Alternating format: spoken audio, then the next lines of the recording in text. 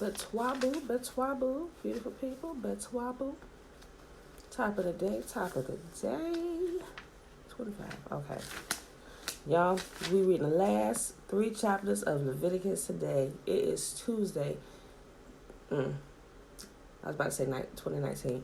January the 7th, 2020. Day 39 of year 2 of reading through the books of the law and the prophets. All right, beautiful people. Last 3 chapters of Leviticus, chapter 25, 26, and 27. So let's go ahead and get started. And Yahuwah spake unto Massa in Mount Sinai, saying, Speak unto the children of Yisrael, and say unto them, When ye come into the land which I give you, then shall the land keep a Sabbath unto Yahuwah. 6 years thou shalt sow thy field, and 6 years, betwabu, Tiffany. And 6 years thou shalt prune thy vineyard, and gather in the fruit thereof. But in the 7th year shall be a Sabbath of rest unto the land, a Sabbath for Yahuwah. Thou shalt neither sow thy field, nor prune thy vineyard. That which groweth of its own accord of thy harvest thou shalt not reap, neither gather the grapes of thy vine undressed. For it is a year of rest unto the land, and the Sabbath of the land shall be meat for you, and the Sabbath of the land shall... Wait, did I just read that twice?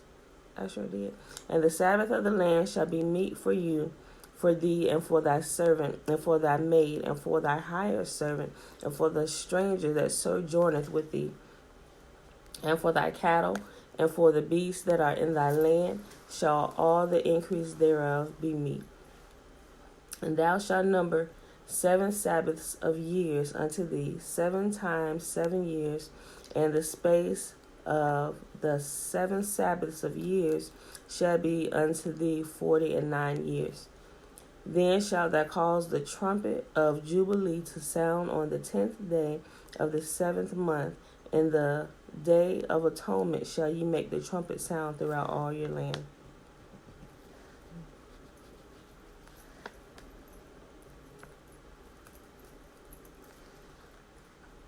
And ye shall hallow the 50th year, and proclaim liberty throughout all the land unto all the inhabitants thereof. It shall be a jubilee unto you, and ye shall return every man unto his possession, and ye shall return every man unto his family.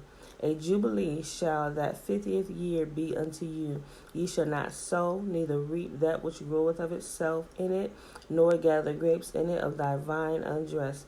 For it is the jubilee, it shall be holy unto you. Ye shall eat the increase thereof out of the field.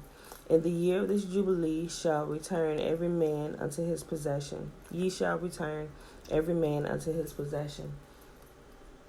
And if thou sell aught unto thy neighbor, or buyest aught of thy neighbor's hand, ye shall not oppress one another. According to the number of years after the jubilee, thou shalt buy of thy neighbor, and according unto the number of years of the fruits he shall sell unto thee. According to the multitude of years thou shalt increase the price thereof, and according to the fewness of years thou shalt diminish the price of it. For according to the number of years of the fruits doth he sell unto thee. It's basically saying, be fair with the price. If you only have a year left worth of payments, only collect a year's worth of payments. Nothing more, nothing less. To be fair in all your dealings. That's what it's saying. Other versions read a little bit different, and it makes it a little more clear for those who aren't, Okay. Verse 17. Ye shall not therefore oppress one another, but thou shalt fear thy God, for I am Yahuwah thy God. Wherefore ye shall do my statutes, and keep my judgments, and do them, and ye shall dwell in the land in safety. And the land shall yield her fruit, and ye shall eat your field, and dwell therein in safety. And if ye shall say, What shall we eat the 7th year? Behold, we shall not sow, nor gather in our increase. Then I will command my blessing upon you in the 6th year, and it shall bring forth fruit for 3 years.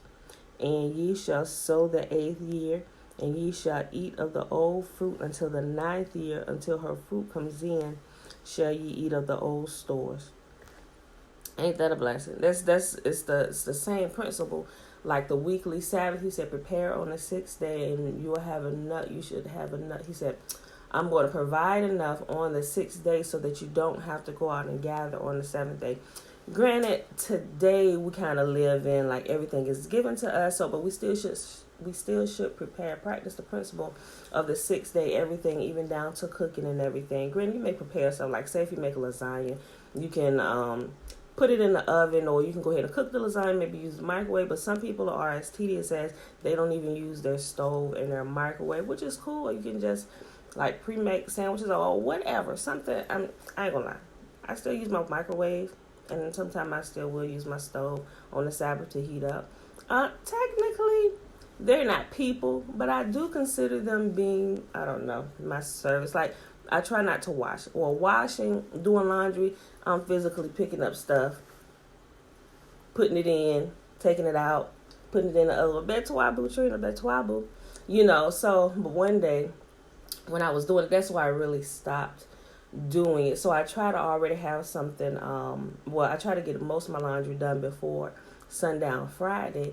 That way, I was like, you know what if I keep doing this and then my washer and my dryer give out, and I ain't supposed to be using it. So I was like, because they are kind of considered my servants because they cleaning my clothes. Because back in the day, they ain't have washers and dryers. They was out there scrubbing in the buckets and in the rivers or whatever. Granted, we got a little more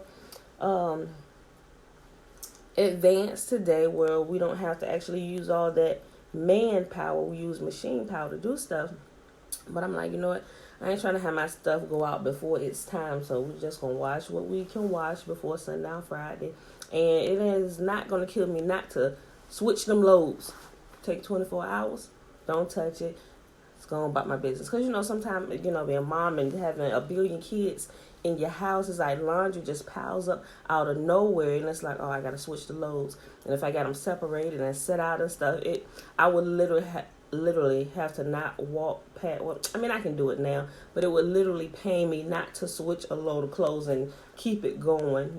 So I literally have to consciously talk to myself on the side. Pam, don't touch that laundry. Don't touch the laundry. So it's something you have to train yourself to do if you haven't been in a habit and you're just starting. But I said that to say, he gives them enough on the sixth day, and even today where we're more advanced, so we can just kind of go to the store. We don't really have to do the butchering, the slaughtering, and all this, and picking out the fruits. It's literally done for us already. We can just make sure we have enough food in the house, and I don't know. It's the same principle of the letting the land. If you are actually one that's picking and harvesting, we really want land. We really do, because I would really love to be a farmer. With fruit trees and gardens and, all the, not slaughtering animals. I don't want to do that. I ain't ate meat and I don't know how long, but I'm just saying, I don't want to do that part. I don't want an animal farm. We may have some livestock, maybe some sheep, just to keep the grass cut, because they graze. We might sell the sheep off, if y'all eat meat, okay, but I'm just saying. But the principle was the same with the letting the land rest on the seventh year. He said when you let it rest on the seventh year, he said he will cause enough to grow in the sixth year to where you can keep it and you can store it. If you store it properly, it'll save.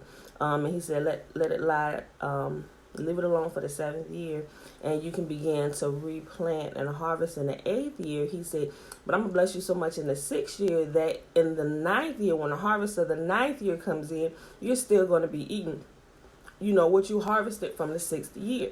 Now that says a couple things. He brought in a lot of food on the sixth year, but also it tells me that they knew how to properly store and keep their food, or at least he was going to show them how, because he said in the ninth year, you would still be eating what you produce in the sixth year. That just blew me away just thinking about that, so, all right, y'all. Let me go back to reading. Vernon, Betwabu. What's going on, cousin? All right. The land shall not be sold forever. The land is mine, and ye are strangers and sojourners with me. And in all the land of your possession you shall grant a redemption for the land. If thy brother be waxen poor and hath sold away some of his possession, and if any of his kin come to redeem it, then shall he redeem that which his brother sold. And if the man have none to redeem it, and himself be able to redeem it, then let him count the years of the sale thereof, and restore the overplus unto the man to whom he sold it, that he may return unto his possession. But if he be not able to restore it to him, then that which is sold shall remain in the hand of him that have bought it unto the year of Jubilee. And in the year of Jubilee it shall go out, and he shall return unto his possession. And if a man sell a dwelling house in a walled city, then he may redeem it within a whole year. After it is sold, within a full year he may redeem it. And if it be not redeemed within the space of a full year, then the house that is in the walled city shall be established forever to him that bought it throughout his generations, and it shall not go out in the Jubilee. But if the houses of the villages which have no wall about them shall be counted as the field of the country, they may be redeemed, and they shall go out into the Jubilee. Notwithstanding, the cities of the Levites and the houses of the cities and their possessions may the Levites redeem at any time. And if a man purchase of the Levites, then the house that was sold and the city of his possession shall go out in the year of Jubilee, for the houses of the cities of the Levites are their possession among the children of Yisrael. But the field of the suburbs of their cities may not be sold, for it is their perpetual possession. And if thy brother be waxen poor and fallen in decay with thee, then thou shalt relieve him. Yea, though he be a stranger or a sojourner, he may live with thee. Take thou no usury of him, or interest, or increase, but fear thy God, that thy brother may live with thee. Thou shalt not give him thy money upon usury, nor lend him any victuals for increase, meaning do not charge them interest. Usury is interest. All right, verse 38. I am Yahuwah your God, which brought you forth out of the land of Egypt to give you the land of Canaan, and to be your God. And if thy brother that dwell by thee be waxen poor, and be sold unto thee, then thou shalt not compel him to serve as thy bondservant. He said, just because your neighbor is poor, don't make him be your servant or your slave. But as a hired servant and a sojourner he shall be with thee, and shall serve thee unto the year of Jubilee, meaning you hire him and pay him appropriately if he wants to work for you. But as a hired servant and as a sojourner he shall be with thee, and shall serve thee unto the year of Jubilee. And then shall he depart from thee, both he and his children with him, and shall return unto his own family, and unto the possessions of his fathers shall he return. For they are my servants, which I brought forth out of the land of Egypt. They shall not be sold as bondmen. Thou shalt not rule over him with rigor, but shall fear thy God. Now we know that was broken. I'm going to just leave that right there. But thy bondmen and thy bondmaids, which thou shalt have, shall be of the heathen that are round about you. Of them shall ye buy bondmen and bondmaids. Moreover, of the children of the strangers that do sojourn among you, of them shall ye buy, and of their families that are with you, which they begot in your land, and they shall be your possession. And ye shall take them as an inheritance for your children after you, to inherit them for a possession. They shall be your bondmen forever. But over your brethren, the children of Yisrael, or the children of Israel, ye shall not rule one over another with rigor. And if a sojourner or a stranger wax rich by thee, and thy brother that dwelleth by him wax poor, and sell himself unto the stranger or sojourner by thee, or to the stock of the stranger's family, after that he is sold, he may be redeemed again. One of his brethren may redeem him. Either his uncle or his uncle's son may redeem him, or any that is nigh of kin unto him of his family may redeem him, or if he be able, he may redeem himself. And he shall reckon with him that bought him from the year that he was sold to him unto the year of Jubilee, and the price of his sale shall be according unto the number of years, according to the time of a hired servant shall it be unto him. So,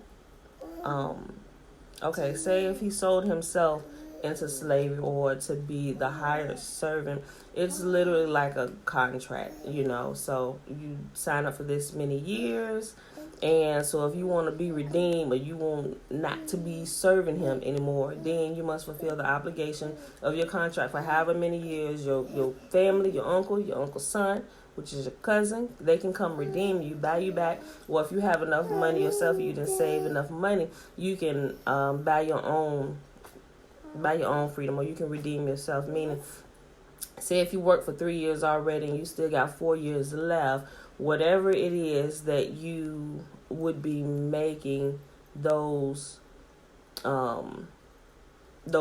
remaining 4 years, that is what you had to pay. So say if you had, like, I'm gonna just use a small number. Say if it was $200 left on your contract, but you was ready to go now, you have to pay the rest of it. You have to give them the $200 to redeem yourself. Otherwise you got to finish work in that time period. Or if your uncle or any family member come to redeem you, somebody need to take care of that $200 or whatever is left that you owe, so you won't be cheating the person who you signed a contract with. Like, you signed a contract, you're going to be here. That's what we accounted for. We already got this position filled with this, so we're expecting this amount of money coming in until this time.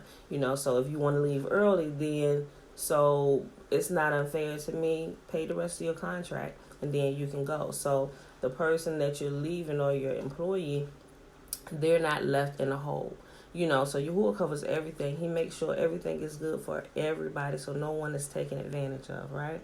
And that's just good principles to operate in by life, period. Verse 51. If there be yet many years behind him, according unto them, he shall give again the price of his redemption out of the money that he was bought for. And if there remain but a few years unto the year of Jubilee, then he shall count with him, and according unto his years shall he give him again the price of his redemption. And as a early hired servant shall he be with him, and the other shall not rule with rigor over him in thy sight. And, rule with rigor meaning don't be a hard taskmaster. And that's good for anybody. It tells parents, don't be lording over you. Don't take advantage of your authority, as simply as what it's saying. Like, okay, everybody's seen the Ten Commandments. Now, we know that's kind of inaccurate just a bit, with the people that they use and stuff, because we know that was our people, right? So you know how the Egyptians, they whipped them. They said, okay, if you're going to work for the people, what essentially, okay, so remember, y'all know this because we read it. Remember when Joseph was still alive and he was in charge, they were not slaves. Our people were not slaves. They lived there freely, and they worked and they were paid. They were given their due while they was there. It wasn't until Joseph had died, and a new Pharaoh who did not know Joseph or know anything about the people and why they were there, he said, this is a lot of people. He said they might join with our enemies and come against us and destroy us. So let's deal with them wisely. So he put taskmasters over them that dealt harshly. Yes, I see. They dealt harshly with the children of Yisrael, or the children of Israel, and they ruled over them with rigor, meaning they were harsh. They were mean. Yahuwah said, do not do that to my people. And he said, do not do that to your own people. So that's a big no-no. And we see a lot of judgment comes because of that, even here today. What, Tootie? Okay, I'm almost done. Give me a few more minutes. We're almost done. Okay. Verse 50, I read verse 53 again. And as a yearly hired servant shall he be with him, and the other shall not rule with rigor over him in thy sight. And if he be not redeemed in these years, then he shall go out in the year of Jubilee, both he and his children with him. For unto me the children of Yisrael are servants. They are my servants, whom I brought forth out of the land of Egypt. I am Yahuwah your God. Leviticus chapter 26. Ye shall make no idols, no graven image. Stop, Bella. Neither shall... Look, girl, I'm a poppy. Stop. Neither rear you up a standing image, neither shall ye set at any image of stone in your land to bow down unto it.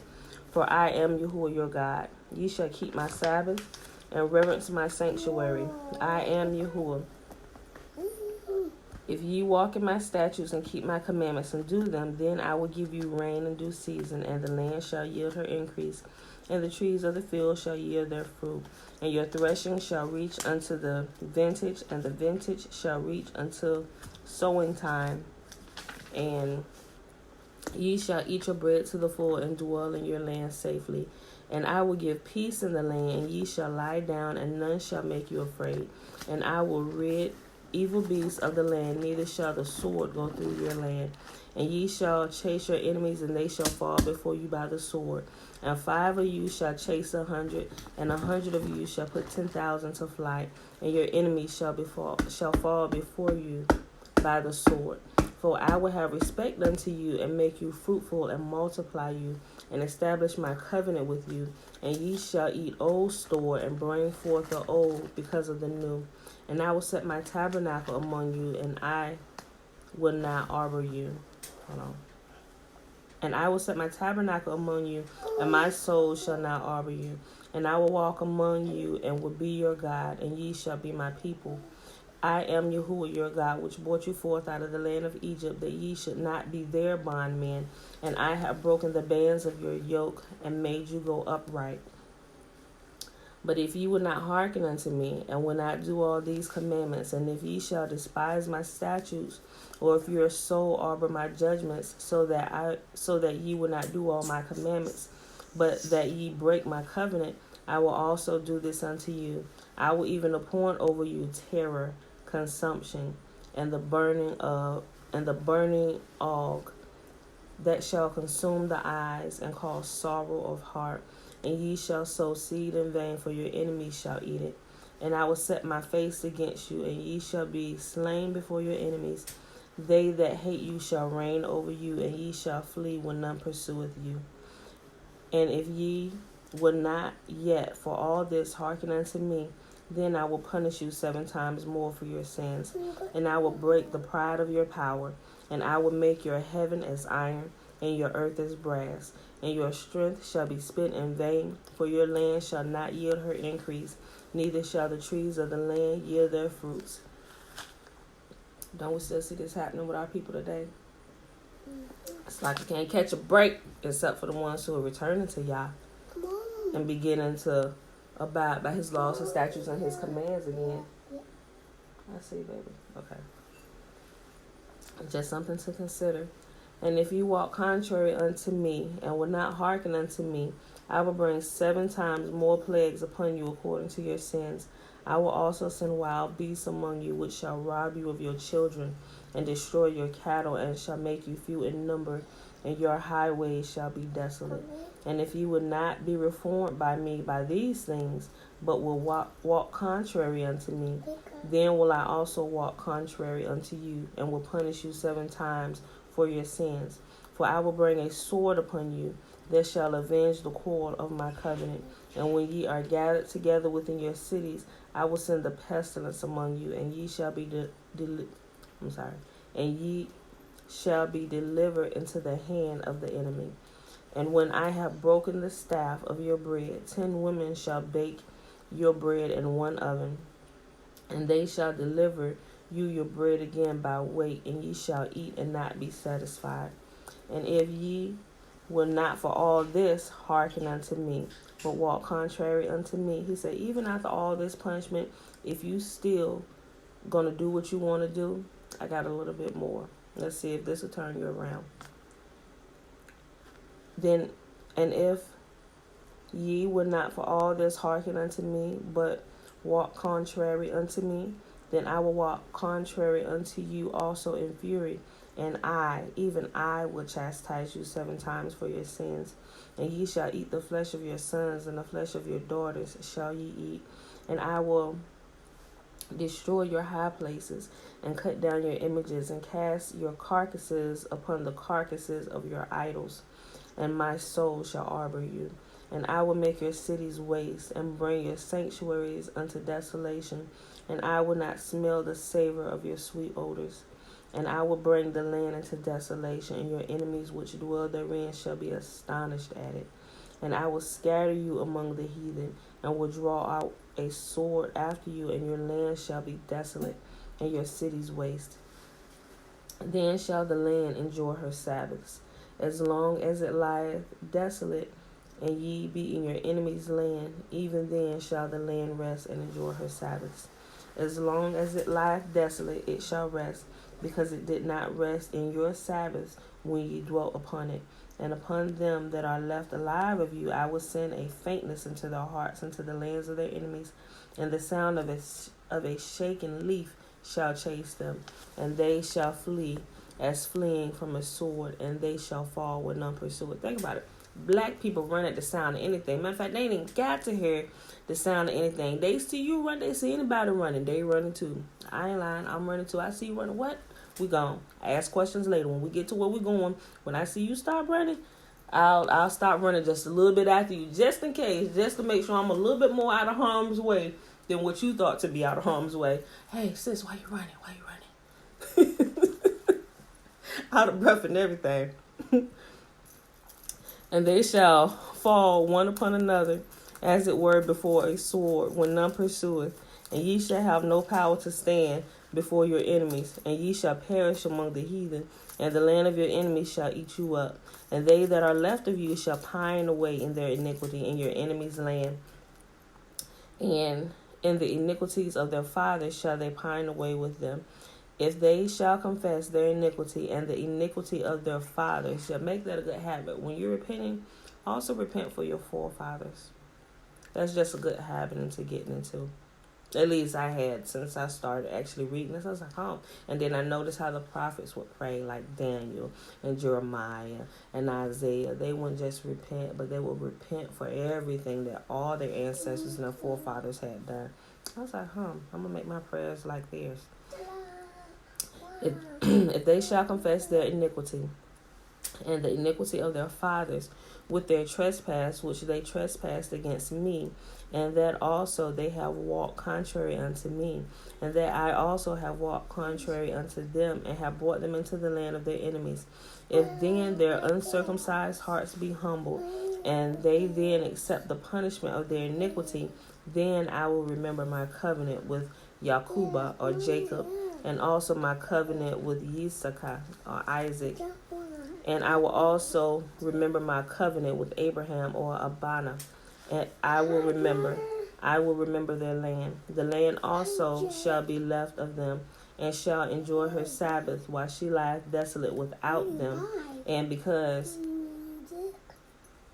they shall accept the punishment of their iniquity. Because, wait, what? Hold on, Bella. What? Okay, she throwing me off. She talking. I'm trying to focus. Okay, let me read that again. Verse 43. The land also shall be left of them, and shall enjoy her Sabbaths, while she lieth desolate without them, and they shall accept of the punishment of their iniquity, because they despise my judgments, and because their soul arbored my statutes. And yet, for all that, when they be in the land of their enemies, I will not cast them away, neither will I arbor them to destroy them utterly, and to break my covenant with them, for I am Yahuwah their God. But I will for their sakes remember the covenant of their ancestors, whom I brought forth out of the land of Egypt in the sight of the heathen, that I might be their God. I am Yahuwah. These are the statutes and judgments and the laws which Yahuwah made between him and the children of Yisrael and Mount Sinai in the hand of Massa, of Moses. All right, y'all, last chapter for today. Leviticus chapter 27, and it's also the last chapter of Leviticus, and we start the book of Moses tomorrow, which is also called the fourth book of Moses. Hold on, boo. And Yahuwah spake unto Massa, saying, Speak. We're not going anywhere right now, boo. And Yahuwah spake unto Massa, saying, Speak unto the children of Yisrael, and say unto them, When a man shall make a singular vow, the person shall be for Yahuwah by thy estimation. And thy estimation shall be of the male from 20 years old even unto 60 years old. Even thy estimation shall be 50 shekels of silver, after the shekel of the sanctuary. And if it be a female, then thy estimation shall be 30 shekels. And if it be from 5 years old even unto 20 years old, then thy estimation shall be of the male 20 shekels, and for the female 10 shekels. And if it be from a month old until 5 years old, then thy estimation shall be of the male 5 shekels, and for the female by thy estimation shall be 3 shekels of silver. Okay, give me a minute, hold on. And if it be from 60 years old and above, if it be a male, then thy estimation shall be 15 shekels, and for the female 10 shekels. But if he be poorer than thy estimation, then he shall present himself before the priest, and the priest shall value him according to his ability, that thou shall the priest value him. And if it be a beast whereof men bring an offering unto Yahuwah, all day any man giveth of such unto Yahuwah shall be holy. He shall not alter it, nor change it, a good for a bad, or bad for a good. If he shall at all change beast for beast, then it and the exchange thereof shall be holy. And if it be any unclean beast, of which they do not offer a sacrifice unto Yahuwah, then he shall present the beast before the priest, and the priest shall value it, whether it be good or bad, as thou value it. Who art the priest? Who art the priest, so shall it be. And if he will at all redeem it, then he shall add a 5th part thereof unto thy estimation. And when a man shall sanctify his house to be holy unto Yahuwah, then the priest shall estimate it, whether it be good or bad. The priest shall estimate it, so shall it stand. And if he that sanctifieth it will redeem his house, then he shall add the 5th part of the money of thy estimation unto it, and it shall be his. And if a man shall sanctify unto Yahuwah some part of a field of his possession, then thy estimation shall be according to the seed thereof. An omer of barley seed shall be valued at 50 shekels of silver.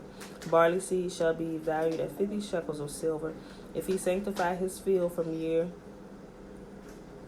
year of Jubilee, according to thy estimation, it shall stand.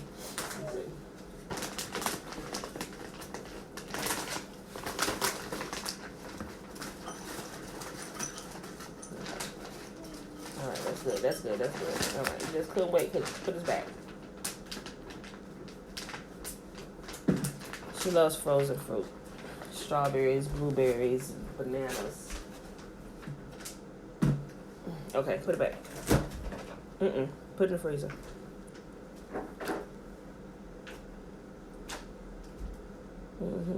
How you get it out of there? Just how you got it out of there, put it back in there. Thank you. Aaron, Betswabu. Okay. Mom. But if Mom. he's, yes. Yep, smoothie too. Put it back in there. Alright, y'all, we almost done. We got a few more verses. But if he sanctify his field after the Jubilee, then the priest shall reckon unto him the money according unto the years that remain. This one. Okay, put it back. Don't get any of that one. Put that back and close it. Okay. This one. No, not that one, Bella. Put it back. But if he sanctify his field after the Jubilee, I'm sorry, y'all. I'm going to have to read this fast, because she getting into stuff. But if he sanctify his field after the Jubilee, then the priest shall reckon unto him the money. Tiny baby. One more time. Look, girl, go close my freezer. Okay, y'all. I'm sorry. Forgive me. Put it back. I know, right? Gee, she is doing the most. Okay. But if he sanctify his field after the Jubilee, then the priest shall reckon unto him the money according to the years that remain, even unto the year of the Jubilee, and it shall be abated from thy estimation. And if he that sanctified the field will in any wise redeem it, then he shall add the 5th part of the money of thy estimation unto it, and it shall be assured unto him. But if he will not redeem the field, or if he have sold the field to another man, it shall not be redeemed any more. But the field, when it goeth out in the Jubilee, shall be holy unto Yahuwah, as a field devoted. The possession thereof shall be the priest. But if a man sanctify unto Yahuwah a field which he hath bought, which is not of the fields of his possession, then the priest shall reckon unto him the worth of thy estimation, even unto the year of the Jubilee, and he shall give thine estimation in that day as a holy thing unto Yahuwah. In the year of the Jubilee, the field shall return unto him whom it was bought, even him to whom the possession of the land did belong. So it returns to its original owner. Thank you, Tiffany. Oh, I've had a lot of practice with this tribe of mine. I was looking at some of my old videos because I have 2 YouTube channels, right? So daily when I'm done with my videos here, I upload them to both of those channels. One channel I've had since 2013 doing Bible videos, and I was just looking, I was like, oh my gosh, I've been doing this since 2013. You know, mind you, when I first started out, we was reading through the entire Bible, Genesis to Revelation, in 90 days, right?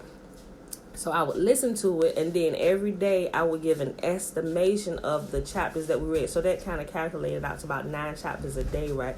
If people can't get to 3 chapters a day like we doing now, they surely ain't doing 9. But if you read through 9 chapters a day, you can literally go through the entire Bible from Genesis to Revelation. So after a few years of doing that, reading the Bible, we was literally going through the Bible 4 times in a year. But I was given it like just a summation of what we read of all the chapters, you know. So I did that for a while. But I brought that up to say, if you go to that channel, and that's actually called, you can put in Pamela Murphy and you'll find it, or it's 90-day Bible Reading Plan Challenge. You will see the kids and the progression as we added more children to our tribe. You can see Isaiah when he was a baby. You can see Josiah when he was a baby. You can see Jeremiah when he's like 9, 10, 11 years old with no hair. Now he got dreads past his shoulders, you know. And I was just looking over some of them videos, and I was just laughing, and just to see them running around in the videos and me trying to keep them quiet. It was funny. It was funny, you know. But yeah, I've had a lot of practice. We've been doing it for a while, you know. So I know a couple people said the kids are kind of loud, but I had grown so used, because I do it all the time, so I had tuned them out.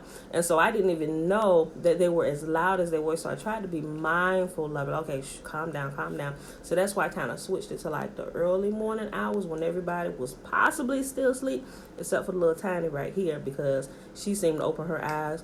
When I open my eyes, it's like, you know, so, but I'm like, okay, you can sit down here, you can chill out, you can sit on my lap, you can be quiet, let me read through this, then we can get on about our day, okay, just give me a few minutes, you know. But from time to time, you will still hear the other ones get up coming through here, Jamal pop his head in, you know, you hear the other ones, they may be fighting first thing in the morning, he gonna get wet, but, you know.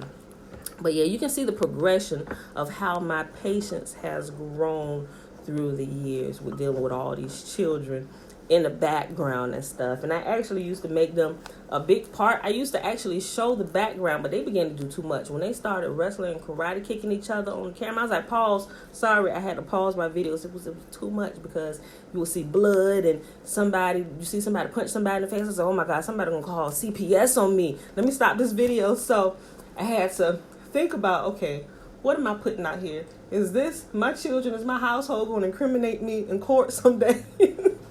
So, I mean, it's funny, but who was laughing? But they not that bad. I think at that point I was still kind of editing some stuff, and it wasn't, a lot of it was pre-recorded. So it's not really until last year that I started doing just about everything live, you know, just because I've got a better, maybe probably because they've gotten just a little bit older and they're still sleeping because I'm up so early, you know. So that's why you don't see a lot of the shenanigans. But from time to time when you tune in, you'll hear it in the background, or you know, you'll see somebody pop in or somebody ask me something crazy while I'm live, and I'll just look like that couldn't wait until I got done. All America had to hear that. Not all America, but at least the people who watch my videos from time to time. And sometimes it's like, this is my life. You know, so let me finish, guys. I only got like a few more verses. Okay. Verse 24. In the year of Jubilee, the field shall return unto him of whom it was bought, even unto him whom the possession of the land did belong. And all the estimation shall be according unto the shekel of the sanctuary. 20 gerahs shall be the shekel. Only the firstling of the beast, which should be the Lord's, which should be Yahuwah's firstling, no man shall sanctify it, whether it be ox or sheep. It is Yahuwah's. And if it be of the unclean beast, then he shall redeem it according to thine estimation, and shall add a fifth part of it thereto, or if it be not redeemed, then it shall be sold according to thy estimation. Notwithstanding, no devoted thing that a man shall devote unto Yahuwah of all that he hath, both of man and beast, and of the field of his possession, shall be sold or redeemed. Every devoted thing is most holy unto Yahuwah. Let me bring out a point. When you devote people unto Yahuwah, you're normally devoting them until service to him, not slaughter. Like some people, they think, oh, when they talk about, what is it? Jephthah, anyway, the guy, he went out to war. We talked about this before. And he said, if you be with me and you let us get a win on this war, then the first thing that come through my doors when I get home, I will devote unto you. Some verses say, I will sacrifice unto you. And people think that, his daughter was the first thing. He said, oh, my daughter, you have her. He said, this is, she was a virgin. She hadn't got married yet, so she didn't reproduce grandchildren, all this stuff. But if you actually read it in context, you will see, she said, Father, let me go bewail my virginity for 2 months. He said, okay, daughter, go ahead and do that. And she went for 2 months, and she bewailed her virginity because she would never get married, because she was devoted to the service of Yah. So she would spend the rest of her days in the temple serving Yah. Some people say, oh, no, it's the first thing through the doors. He said sacrifice. He killed his daughter. I'm like, no. First of all, if you actually read from the beginning, had proper understanding, you will know humans were not to be sacrificed. He even spoke about that because he was getting on the ones who had grown into the habit of sacrificing their children unto Molech. He said, you do not sacrifice humans. This is an unacceptable sacrifice. He said, if you want to sacrifice, this is what you may sacrifice, and this is how you're to do it. But when you don't sacrifice humans, you redeem them and you give them to Yah. Okay?